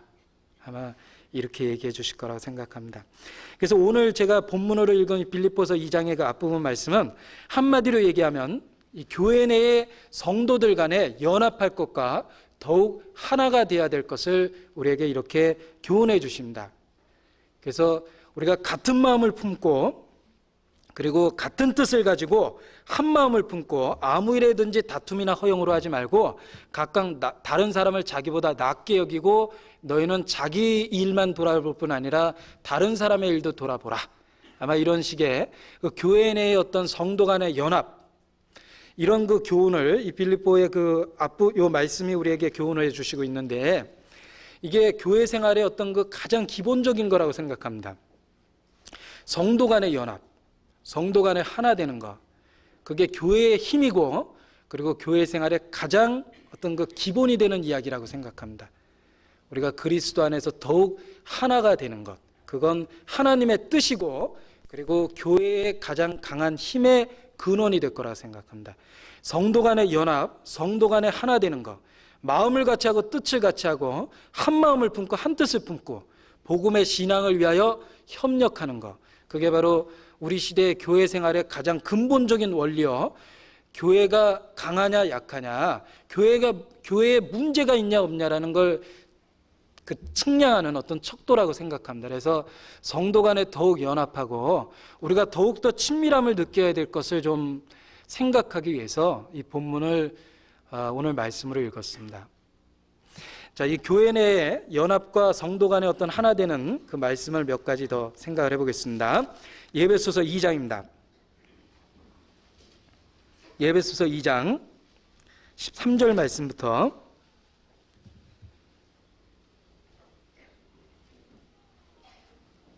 16절까지의 말씀을 13절부터 16절까지 한번 읽어보겠습니다. 같이 읽겠습니다. 이제는 전에 멀리 있던 너희가 그리스도 예수 안에서 그리스도의 피로 가까워졌느니라. 그는 우리의 화평이신지라 둘로 하나를 만드사 중간에 막힌 담을 하시고 원수된 것 곧 의문에 속한 계명의 율법을 자기 육체로 폐하셨으니 이는 이 둘로 자기의 안에서 한 세 사람을 지어 화평하게 하시고 또 십자가로 이 둘을 한 몸으로 하나님과 화목하게 하려 하심이라. 원수된 것을 십자가로 소멸하시고 그러셨습니다. 자, 이 말씀은 앞뒤를 다 읽어보면 유대인과 이방인의 관계가 예수 그리스도 안에서 그 벽이 허물어지고, 유대인과 이방인은 아주 두꺼운 벽이 있었습니다. 그런데 예수 그리스도로 말미암아 그 벽이 허물어지고 예수 그리스도는 그 중간에 막힌 담을 헐어버리셨습니다. 그래서 그 둘로 하나를 이루고 원수된 것을 소멸했다고 되어 있습니다. 자, 이 말씀을 읽어보면 유대인과 이방인들 간에 하나가 되는 이야기가 있습니다. 그뿐 아니라 실제로 교회 내에 성도 간에 하나가 되는 원리도 이와 같다라고 얘기할 수 있습니다. 성도 간에 하나가 되는 그 근원이 뭐냐면 그리스도의 피로 우리가 가까워집니다. 옛날에는 나하고 전혀 다른 환경에서 살던 사람입니다. 나하고 연령도 틀립니다. 나하고 성격도 틀립니다. 내가 좋아해야 될 이유를 인간적으로 찾기가 어려운 분도 많이 있습니다. 그러나 그리스도 안에서 그리스도의 피로 가까워졌고 혹 안 맞는 게 있다면, 원수된 게 있다면 그리스도는 그것을 자기의 피로 허물어 버리시고 둘을 하나로 만드셨습니다. 성도 간의 일체감을 느끼고 형제자매 간의 공동된 의식을 느끼고 가족 의식을 어떻게 해서 느낍니까? 그리스도의 피로 하나가 된 겁니다. 한 피바다 한 몸 이룬 형제여 자매여 그랬습니다. 우리가 교회 내에 일체감을 느끼는 이유는 간단합니다. 그리스도의 피로 전에는 멀리 있던 우리가 가까워졌습니다. 그리고 혹시 우리 육체적으로 안 맞는 게 있다면, 성격적으로 안 맞고 환경적으로 안 맞고 연령적으로 차이가 있고 살아가는 어떤 환경에 의해서 여러 가지 차이가 있다면 그 전혀 다른 이질적인 것을 그리스도는 허무셨습니다. 그래서 둘로 하나를 만드셨습니다. 한 성령 안에서 지으심을 받고 한 하나님께 나아가기 위해서 그렇게 하셨습니다. 그래서 너희는 하나님의 권속이라, 가족이라 얘기하십니다. 우리가 같은 가족이라는 연대의식을 느끼고 같은 뜻을 품고 같은 마음을 가질 수 있습니다. 그 근거는 그리스도의 피로 가까워졌느니라 그랬습니다. 그게 교회 성도 간의 연합의 원리죠. 피로 가까워졌습니다. 우리가 하나가 될 수 있는 여러 가지 이유가 있습니다. 7가지 이유가 있습니다. 예배소서에 보면 그 이유가 있는데, 예배소 4장 4절부터 6절까지 같이 한번 읽겠습니다. 몸이 하나이요 성령이 하나이니 이와 같이 너희가 부르심의 한 소망 안에서 부르심을 입었느니라. 주도 하나이요 믿음도 하나이요 세례도 하나이요 하나님도 하나이시니 곧 만유의 아버지시라. 만유에 계시고 만유를 통일하시고 만유 가운데 계시도다. 자, 여기가 우리 교회 내 성도 간의 일치감을 느낄 수 있는 7가지 이유가 지금 예배소 4장 4절로 6절까지의 말씀에 나와 있습니다. 우리가 공동의식을 느낄 수 있고 우리가 하나라는 일체감을 느낄 수 있는 이유가 7가지가 있습니다. 몸도 하나, 성령도 하나, 주도 하나, 믿음도 하나, 세례도 하나, 하나님도 하나, 소망도 하나라고 그랬습니다. 우리는 공동의 의식을 느낄 수 있는 게 그리스도 안에서 7가지나 됩니다. 그러니까 일체감을 느끼는 게 당연합니다. 그래서 너희는 같은 마음을 품으라 그러셨습니다. 그래서 형제님, 자매님, 그게 얼마나 그 친밀감을 주는 이야기라고 생각합니까? 가족입니다. 그리스도의 피로 멀리 있던 우리가 가까워졌고, 혹시 우리 가운데 맞지 않는 게 있다면 그 원수된 것, 그 장벽을 그리스도께서 허무셨습니다. 그래서 한 성령 안에서 한 하나님 아래 하나의 가족으로 묶어주셨습니다. 그게 이제 사랑의 띠입니다. 그리스도로 우리는 묶였습니다. 그게 교회 생활의 비밀이고 성도 간의 친밀감을 느끼는 이유입니다. 우리는 7가지 공동된 요인이 있습니다. 제가 한 예를 들죠. 이 세상 사람들은 어떤 공통된 걸 발견하면 일체감을 느낍니다. 예를 들면 직장 내에서 같은 고향 사람끼리 똘똘 뭉쳐 다니고 같은 학교 나왔다고 또 같이 뭉쳐 다닙니다. 그래서 뭐 동창회 모임도 있고 동향, 같은 그 고향 사람들끼리 모이는 모임도 또 직장 내에 있는 걸 이렇게 봅니다. 또 어떤 사람들은 취미가 같으면 같이 모여가지고 잘 그 우애를 다지는 경우가 있습니다. 그래서 공 차는 거 좋아하는 사람은 아침에 보면은 저희 집에서 보면 이렇게 학교 운동장이 내려다 보입니다. 근데 그 아침에 보면 조기에서 공 차는 사람들이 가끔 있는데 거기 보면 한 60대 할아버지도 있고 20대 청년도 있는데 아주 공 하나 가지고 잘 놉니다. 아주 친밀하게 잘 놉니다. 그 사람은 공 차는 취미가 있으니까 나이가 안 보이는 거예요. 그래서 서로 일체감을 느끼고 뭐 옷도 똑같이 맞춰 입고 막 그렇습니다. 자, 그런데 이 세상 사람들은 아주 작은 이유에서 하나가 됩니다. 같은 학교 나왔다. 같은 고향이다. 또 같은 취미를 갖고 있다. 얼마든지 그들은 하나가 됩니다. 또 가족은 더 말할 것도 없죠. 가족, 예를 들면 저한테 형님이 한 분 계십니다.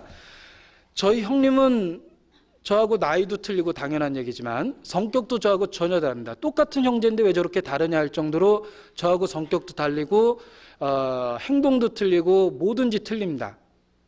그런데 나이도 틀리고, 그런데 저하고 형은 아주 친합니다. 왜 친하냐면 제가 가끔 이런 생각해 봅니다. 저희 형님이 만약에 내 친구라면 난 저런 친구 안 사귀겠다 그렇게 생각합니다. 왜냐하면 성격도 틀리고 다 틀려요. 뭐든지. 그러니까 나하고 이렇게 세상 친구로 치면 마음이 맞는 친구는 아닌 것 같습니다. 그래도 형에 대해서 굉장히 친밀함을 느낍니다. 왜 친밀함을 느끼냐면 이유는 간단합니다. 그 사람 아버지 어머니하고 제 아버지 어머니하고 똑같은 사람이에요. 다른 이유는 없습니다. 부모가 같으니까 형제니까 말할 수 없이 친밀감을 느낍니다. 그런데 우리가 교회 안에 성도 간의 친밀함도 마찬가지입니다. 부모가 같습니다. 하나님, 한 아버지, 한 성령, 한 소망, 그리고 한 천국, 같은 천국에 들어갈 사람입니다. 이 에베소서에 있는 말씀만 봐도 7가지 똑같은 게 있어요. 몸도 하나, 소망도 하나, 성령도 하나, 주도 하나, 믿음도 하나, 세례도 하나, 하나님도 하나. 우리는 공동된 걸 7가지나 발견할 수 있는데 이 세상 사람들은 없어질 공동체입니다. 예를 들면 어떤 취미는 바뀐다면 그 같은 취미의 공동체는 깨져버리겠죠? 같은 부모 밑에서 태어난 그 공동체도 죽음에 의해서 깨집니다. 그러나 교회 안에서 맺어진 하나 되는 것은 없어지지 않는 7가지 이유로 묶였습니다. 그러니까 하나 될 수 있는 충분한 이유가 있는 겁니다. 같은 마음을 품을 충분한 이유가 있습니다. 서로 이해해야 될 충분한 이유가 있습니다. 7가지 공동체가 있기 때문에 그래요.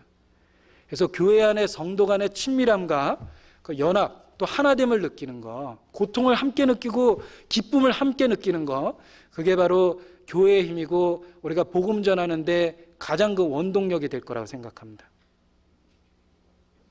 자, 그런데 7가지 하나된 공동된 요소를 준 것은 하나님이십니다. 예배소 4장 3절입니다.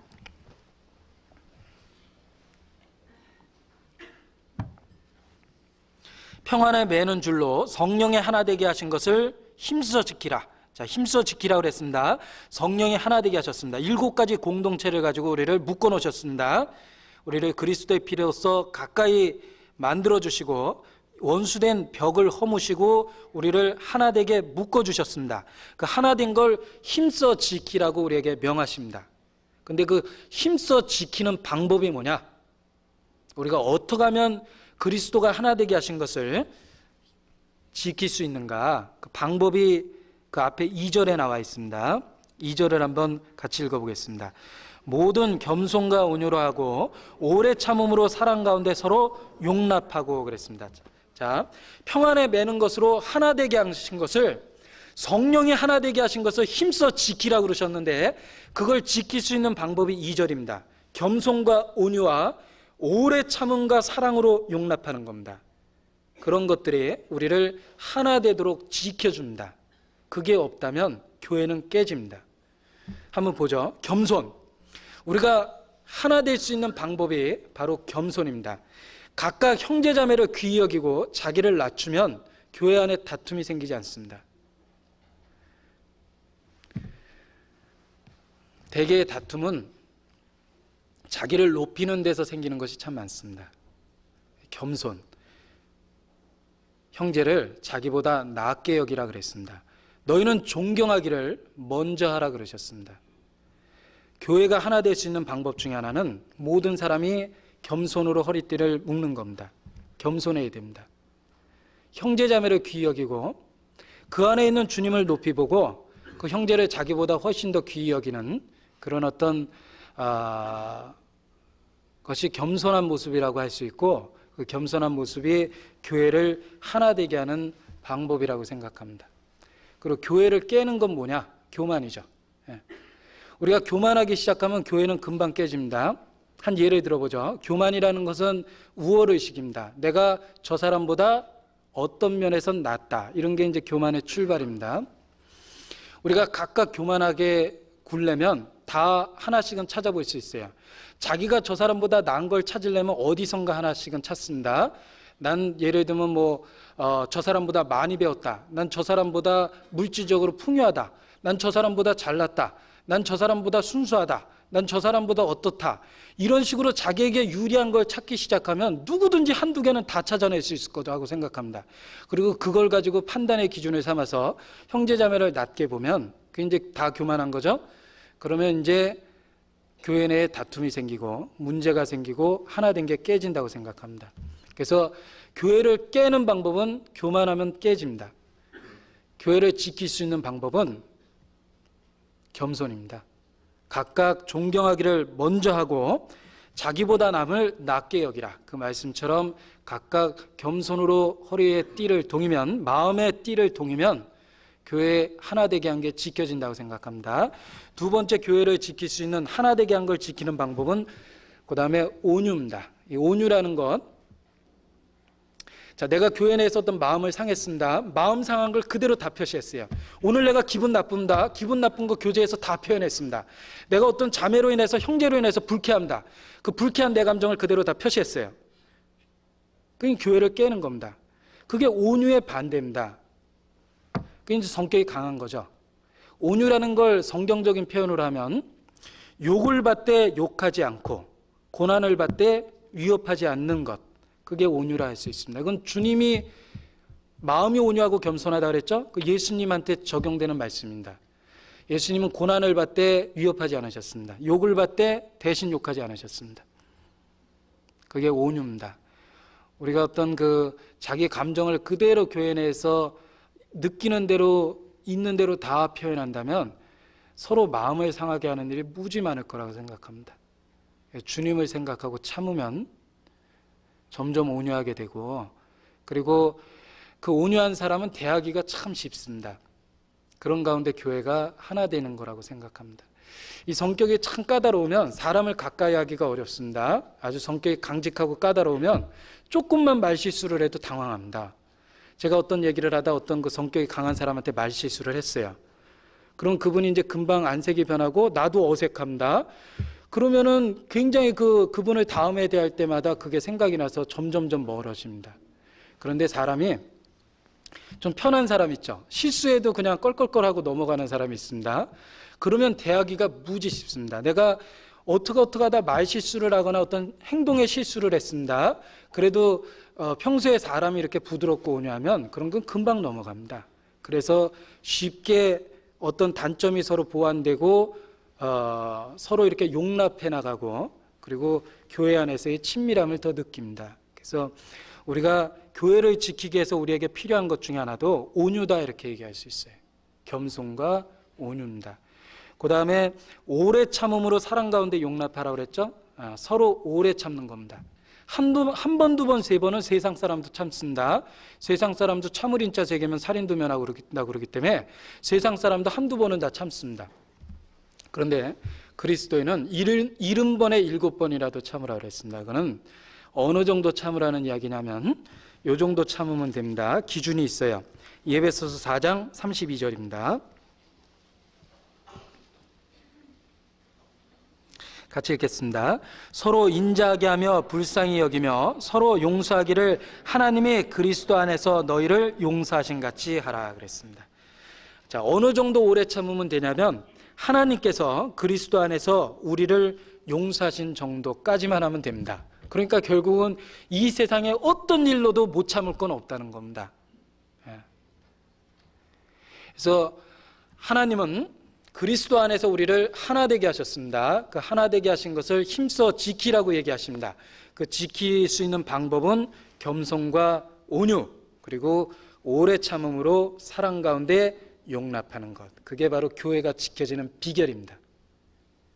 우리가 더욱더 형제자매 간의 친밀함을 느끼고 가족의식이 깨지지 않을 수 있는 방법, 겸손과 온유와 사랑 가운데 오래 참음으로 서로 용납하는 겁니다. 서로 인자하게 하는 겁니다.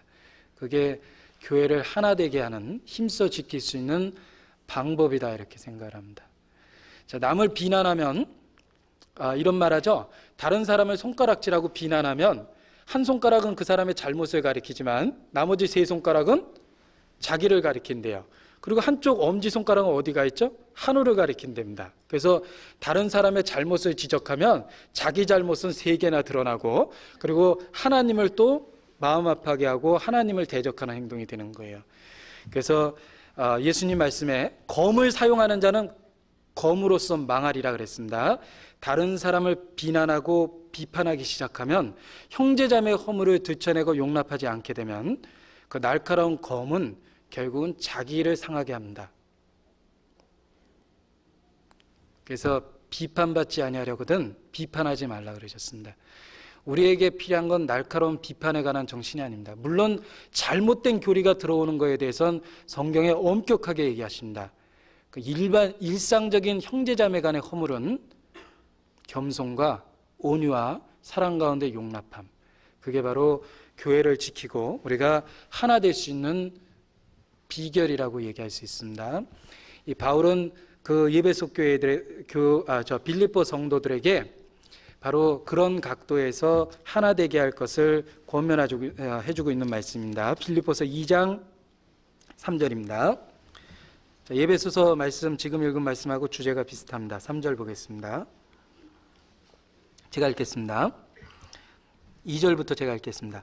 마음을 같이하여 같은 사랑을 가지고 뜻을 합하여 한 마음을 품어 아무 일에든지 다툼이나 허용으로 하지 말고 오직 겸손한 마음으로 각각 자기보다 남을 낫게 여기고 각각 자기 일을 돌아볼 뿐더러 또한 각각 다른 사람의 일을 돌아보아 나의 기쁨을 충만케 하라. 그래서 여기 같은 마음을 품을 것과 같은 사랑을 가지고 뜻을 합하고 한 마음을 품고 다툼이나 허영, 헛된 영광을 구하지 말고 오직 겸손한 마음으로 자기보다 남을 낫게 여기고 자기 일을 돌아볼 뿐 아니라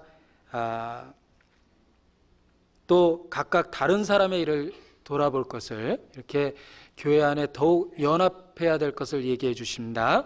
그리고 연합해야 될 근거로서 그들에게 그들이 더욱더 연합하고 성령 안에서 하나가 되어야 될 방법 또는 그 동기로서 여기 구체적으로 어떤 이야기를 하시냐면 5절에 보면 이런 말씀을 하십니다. 그러니까 어떻게 우리가 같은 마음을 품고 같은 사랑을 가지고 뜻을 합할 수 있는가, 그 구체적인 방법이나 하나가 될 수 있는 동기, 그 근원이 무엇이냐, 그것이 바로 5절입니다. 5절만 같이 읽죠. 너희 안에 이 마음을 품으라 곧 그리스도 예수의 마음이라 그랬습니다. 자, 우리가 교회에 성도 간에 하나가 되고 일체감을 느끼고 같은 마음을 품고 뜻을 합하고 그리고 다른 사람보다 자기를 더 낮출 수 있고 또 다른 사람의 일을 돌아볼 수 있는 방법이 뭐냐, 그 동기가 무엇이냐, 너희 안에 이 마음을 품으라 그리스도 예수의 마음이라 그랬습니다. 우리가 자기를 낮출 수 있는 방법이 있습니다. 같은 마음을 품을 수 있는 방법이 있습니다. 다른 사람의 일을 돌아볼 수 있는 마음을 가질 수 있는 방법이 있습니다. 너희 안에 이 마음을 품으라 곧 그리스도 예수의 마음이라 그랬습니다. 그래서 예수님에 대한 이야기를 6절부터 간략하게 이렇게 묘사해 놨습니다. 제가 읽겠습니다. 6절. 그는 근본 하나님의 본체시나 예수님의 신성이죠. 하나님과 동등됨을 취할 것으로 여기지 아니하시고 오히려 자기를 비어 종의 형체를 가져 사람들과 같이 되었고 사람의 모양으로 나타나셨음에 자기를 낮추시고 죽기까지 복종하셨으니 자기를 낮추시고 죽기까지 복종하셨으니 자기를 낮추시고 복종하셨으니 곧 십자가에 죽으심이라. 자, 그리스도 예수의 마음을 품으라 그랬는데 그 예수님에 대해서 이야기했습니다. 그런데 그 이야기 속에 어떤 내용이 강조되어 있냐면 자기를 낮추신 예수님, 그리고 복종하신 곧 십자가에 죽기까지 복종하신 그 예수님, 그 예수님의 마음을 품으라라고 얘기하십니다. 우리가 교회 내에 하나 될 수 있는 방법이 있습니다. 교회 내에 같은 마음을 품을 수 있는 방법이 있습니다. 형제를 나보다 낫다고 여길 수 있는 방법이 있습니다. 다른 사람의 일을 돌아볼 수 있는 마음을 가질 수 있는 방법이 있습니다. 그리스도 예수의 마음을 품으면 됩니다. 그런데 그리스도 예수의 마음이 어떤 마음이냐면 자기를 낮추셨습니다. 그리고 복종하셨습니다.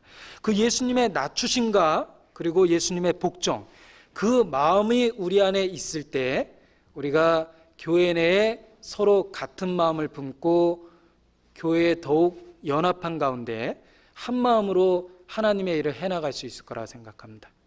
그리스도는 자기를 낮추셨습니다. 어디까지 낮추셨냐면 사람이 될 정도로 낮추셨습니다.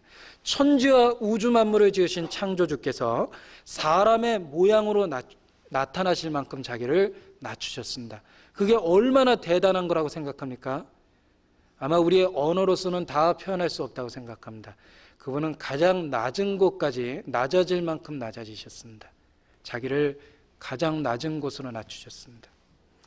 그리고 죽기까지 복종하셨는데 어떻게 죽기까지? 십자가에 가장 치욕스러운 죽음으로, 가장 고통스러움으로 죽기까지 복종하셨습니다. 그 예수님이 낮아졌다는 것과 예수님이 복종하셨다라는 그 두 가지 면, 그 마음을 우리 안에서 품을 때 우리가 더욱 그리스도 안에서 일체감을 느끼고 같은 마음을 품고 자기의 마음을 낮추며 형제자매를 귀히 여기며 살 수 있습니다. 교회가 연합될 수 있습니다. 그리스도의 마음을 품으라 그러셨습니다. 낮추심과 그의 복종하심입니다.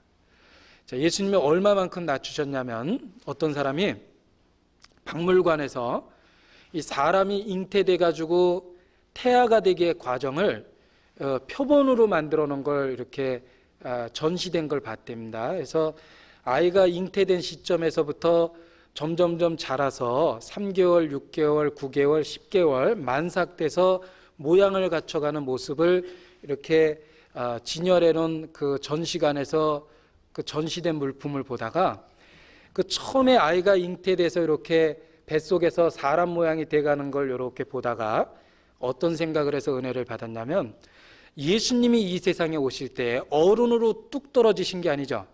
예수님이 어른으로 뚝 떨어져 오신 게 아니라 마리아의 처녀의 몸에 잉태됐습니다. 그 잉태됐을 때 얼마나 했을 거라고 생각하세요?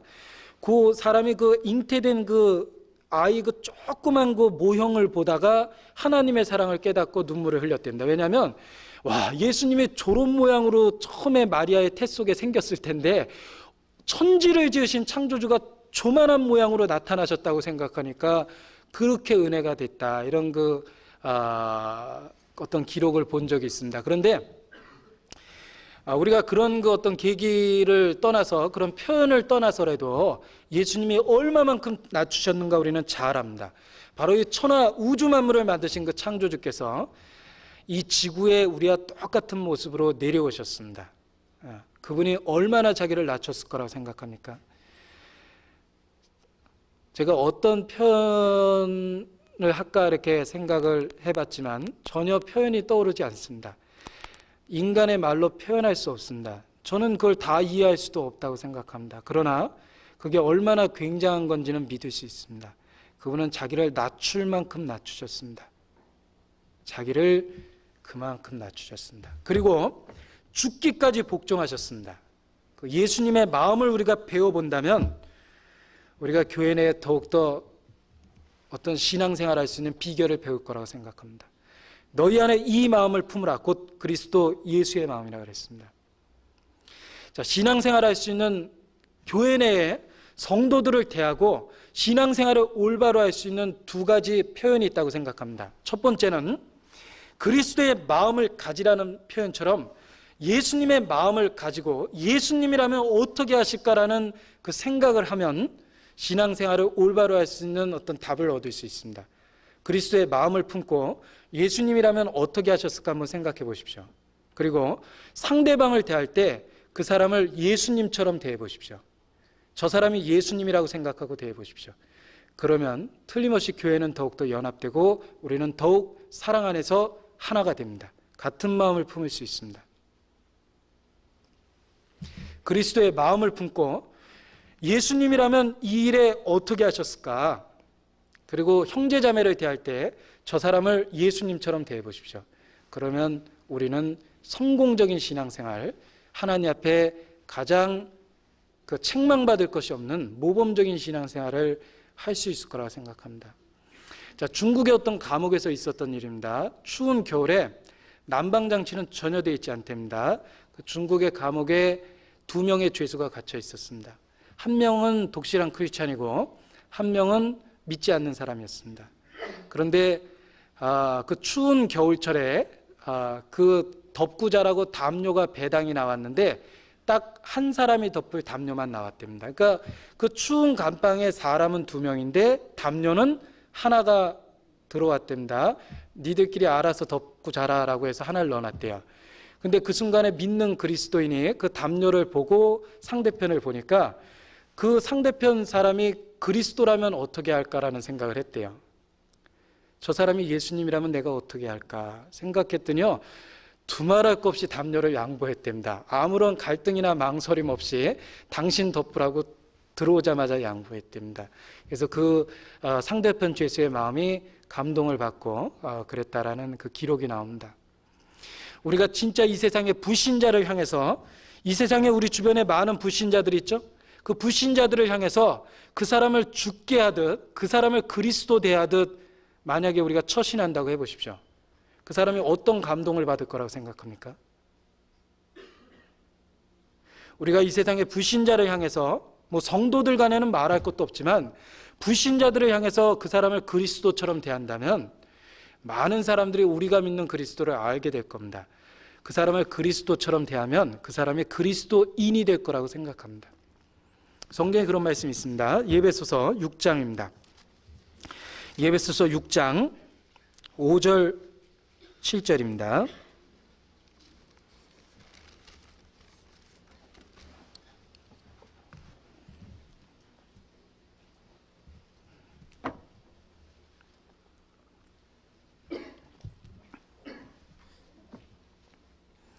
제가 읽겠습니다. 종들아, 두려워하고 떨며 성실한 마음으로 육체의 상전에게 순종하고 그리스도께 하듯하여 눈가림만 하여 사람을 기쁘게 하는 자처럼 하지 말고 그리스도의 종들처럼 마음으로 하나님의 뜻을 행하여 단 마음으로 섬기기를 죽게 하듯하고 사람들에게 하듯하지 마라. 이는 각 사람이 무슨 선을 행하든지 종이나 자유하는 자나 주에게 그대로 받을 줄 알미니라 그랬습니다. 그리스도께 하듯하고 죽게 하듯하라 그랬습니다. 다른 성경에 이런 표현이 나옵니다. 이는 권고하는 날에 그들로 하여금 하나님께 영광을 돌리게 하려 함이라. 너희의 선한 행실을 그들에게 보이라 그러셨습니다. 우리가 이 세상을 향해서 또는 이 교회 내 생활 가운데 그러한 두 마음, 예수님의 마음을 품고 그리스도라면, 예수님이라면 어떻게 하셨을까라는 마음을 품는 한 가지, 그리고 또 한 가지는 우리의 눈에 보이는 상대방, 형제나 자매나 또는 이 주변에 있는 모든 불신자들을 향해서 저 사람이 그리스도라면 내가 어떻게 행동할까라는 그런 마음을 가지고 생활한다면 우리 신앙생활이 하나님 앞에 빛 가운데 흠없는 자로서 나타날 거라고 생각합니다. 너희 안에 이 마음을 품으라고, 그리스도 예수의 마음이라 그랬습니다. 예수님의 마음, 어떤 마음인지 우리는 성경을 통해서 늘 배우고 있습니다. 우리를 구원하신 주님, 나를 구원하시기 위해서 가장 낮은 곳까지 찾아오셨습니다.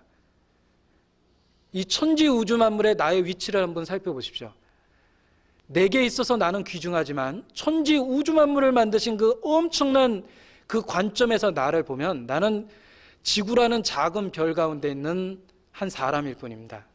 그러한 나에게 주님은 관심을 베푸셨습니다. 그리고 나를 위해서 자기 몸을 십자가에 못 박으셨습니다. 나를 찾아오셨고 나를 위해서 자기 몸을 내어주셨습니다. 그리고 지금도 나를 고아와 같이 버려주지 않고 때마다 일마다 내 마음을 감동하시고 나를 교훈하시고 지금도 주님의 몸된 교회 안에 참여할 수 있도록 강권하시고 감동하시고 계십니다. 그분이 내게 베풀어 주신 사랑을 한번 생각해 보십시오.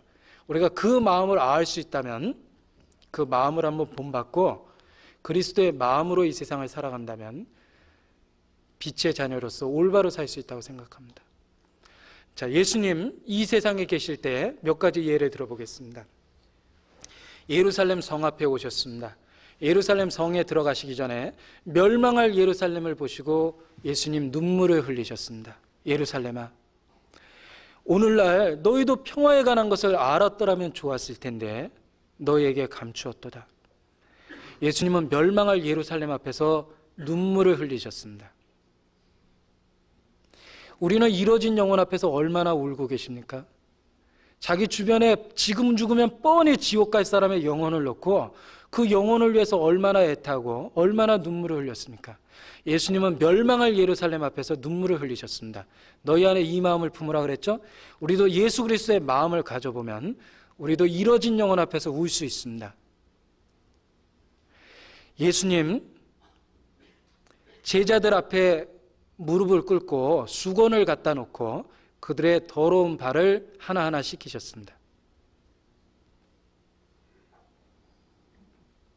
우리도 그리스도의 마음을 품으면 형제자매 앞에 무릎을 꿇고 그 사람의 가장 약한 점, 그 사람의 가장 단점을 사랑으로 덮어주고 씻어줄 수 있을 거라고 생각합니다.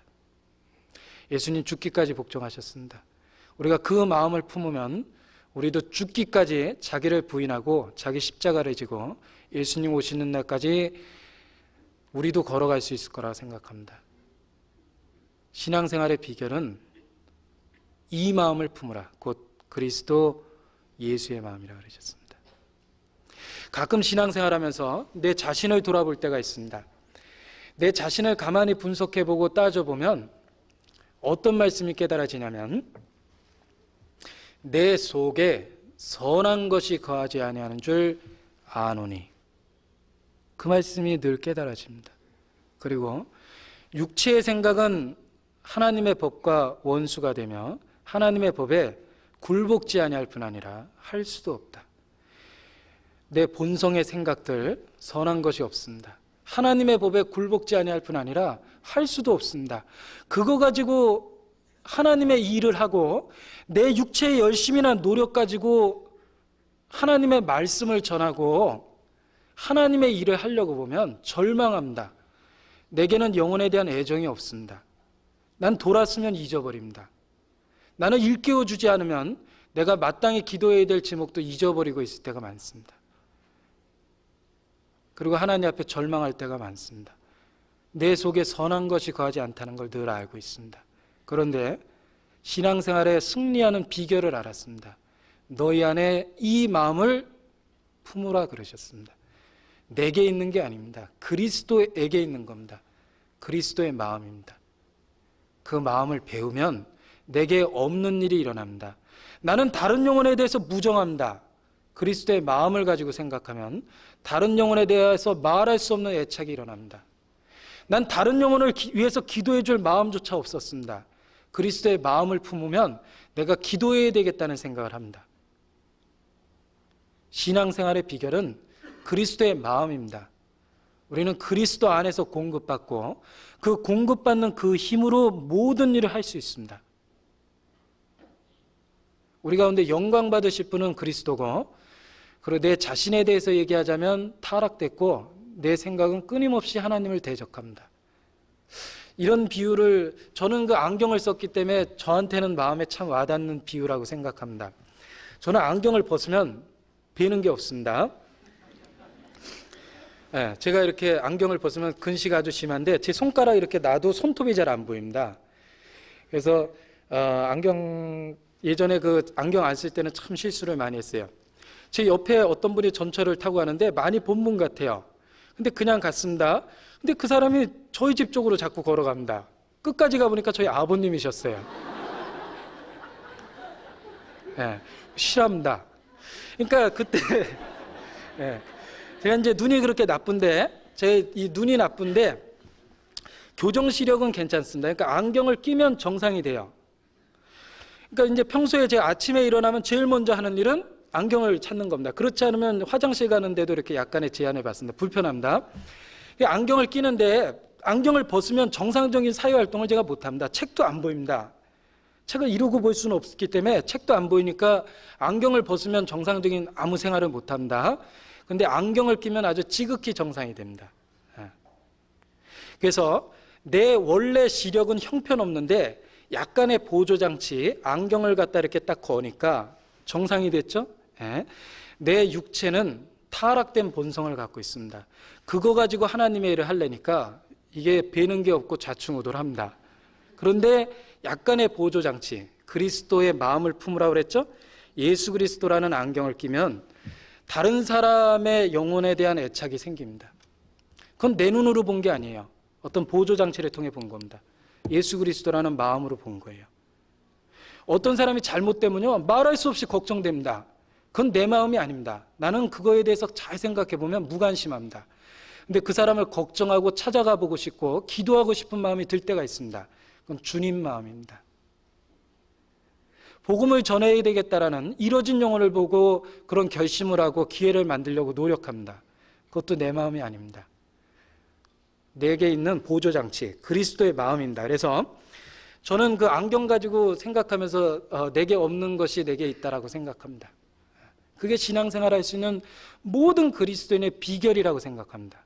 너희 안에 이 마음을 품으라. 곧 그리스도 예수의 마음이라 그러셨습니다. 자기 걸로 봉사하고 자기 노력과 열정과 자기 의지를 가지고 신앙생활하면요, 하다 못합니다. 한계가 있다는 거예요. 사람이 의지가 있으면 얼마나 있을 거라고 생각합니까? 사람이 선하면 얼마나 선할 거라고 생각해요. 진짜 남의 슬픔이나 고통에 대해서 자기가 얼마나 동정하고 있다고 생각합니까? 자기의 재원은 너무 연약합니다.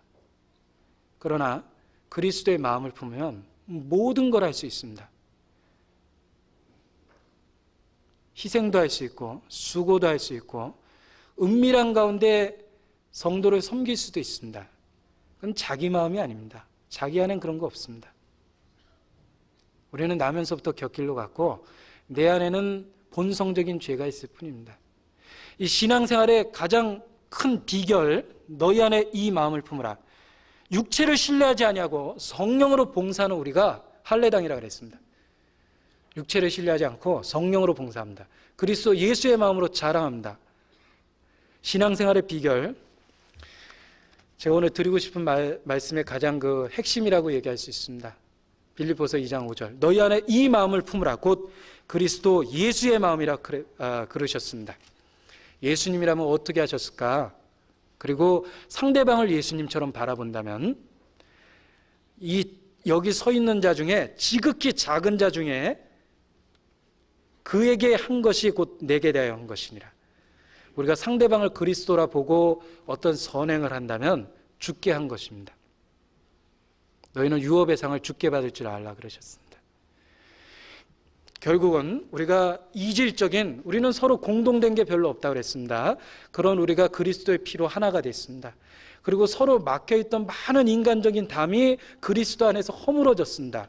그래서 교회라는 공동체를 이뤘습니다. 형제님이라고 부릅니다. 자매님이라고 부릅니다. 그리고 그 마음에 하나님의 진정한 사랑이 그 마음에 머물러 있다면 우리 두말할 것 없이 하나님 안에서 하나가 될 수 있습니다. 가능한 얘기입니다. 너희는 같은 마음을 품으라 그랬죠? 할 수 있기 때문에 그렇게 얘기하신 겁니다. 우리가 비록 이질적이고 공동된 게 없지만 그리스도 안에서 그리스도의 마음을 품으면 아무 거짓 없이 형제를 사랑합니다. 그리고 누가 실족하면 같이 애타하고 누가 약하면 같이 약해합니다. 그래서 더욱더 우리가 사랑의 띠로 묶이고 서로 일체감을 느끼고 하나님 쓰임에 예비되고 더욱 하나님 보시기에 합당한 교회로서 저희가 더욱 연합된 힘이 우리 가운데 나타날 거라고 생각합니다. 같이 기도하시겠습니다.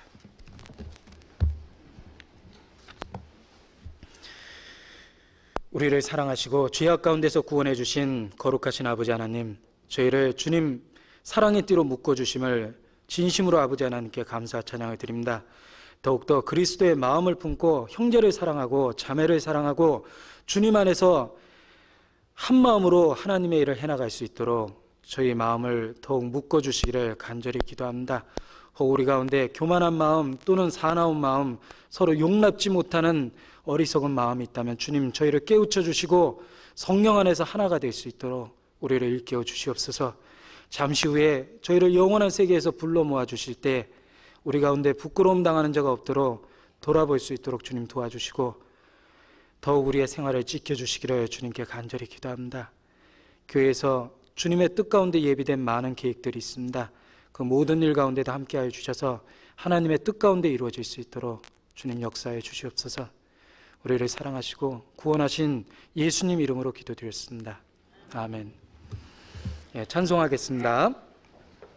찬송가 359장입니다.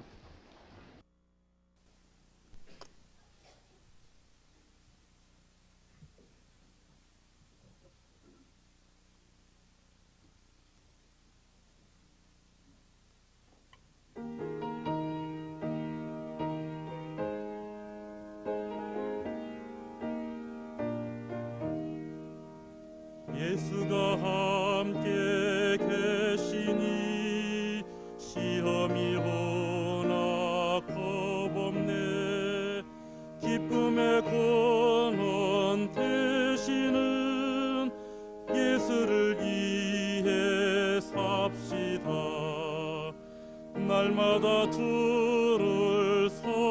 섬기며 언제나 주를 기리고 그 사랑 안에 살면서 딴 길로 가지 맙시다. 이 세상 사는 동안에 주 이름 증거하면서 무한한 복막 주시는 예수를 위해 삽시다. 날마다 주를 섬기며 언제나 주를 기리고 그 사랑 안에 살면서 딴 길로 가지 맙시다. 이 세상 친구 없어도 예수는 나의 친구니 불의한 일을 버리고 예수를 위해 삽시다.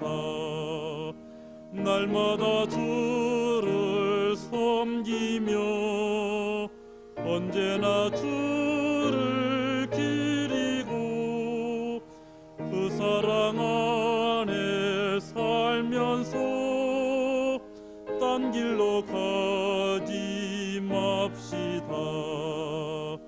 주께서 심판하실 때 잘했다